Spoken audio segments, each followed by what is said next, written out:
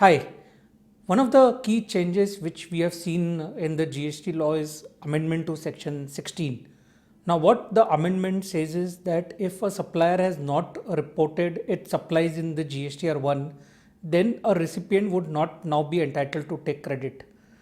You would remember this entire controversy which was there in terms of whether a 2-2A matching, that is supplier reporting his output supplies in the tax return and the recipient taking credit, and therefore matching the supplier's reporting and the recipient's credit, typically known as 2-2A, was ever required by the law. There was a provision of section 43A which got introduced, which stipulated that in the event of a mismatch, you have to pay the mismatch liability with interest. However, the provisions never got notified.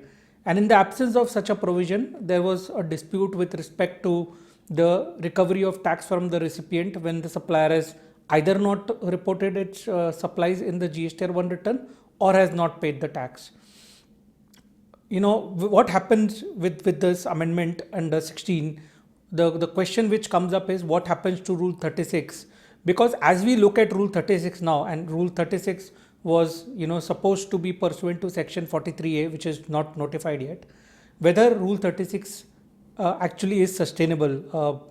The question in fact now is that rule 36 in a way becomes a beneficial provision, because section 16 all in puts this as a condition to take credit, whereas rule 36 at least grants you a 5% credit.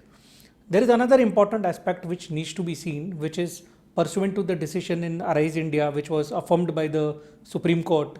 The question is that if the purchases are not bogus or fraudulent, if they are genuine purchases where I have received the goods and I have paid the amount, the GST amount to the supplier, can the credit be disallowed? I think with this amendment, this would be an interesting space to watch out for. We would clearly see a lot of litigation around this. We would clearly see a lot of notices around this. What is important for corporates is to ensure that when they avail goods or services from the supplier, the tax has been paid by the supplier rather than getting into this entire litigation. Thank you.